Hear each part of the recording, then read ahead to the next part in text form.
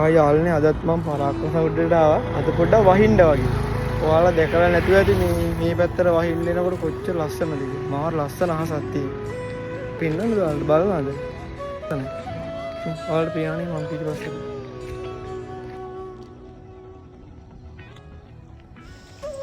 ඉතින් යාළුවනේ ඔයාලට කියන්න මාරම ලස්සනයි අහස. ඒ කියන්නේ විනාඩියෙන් විනාඩියට එක එක පාට බලන්නකො වෙනස් වෙන විදිහ.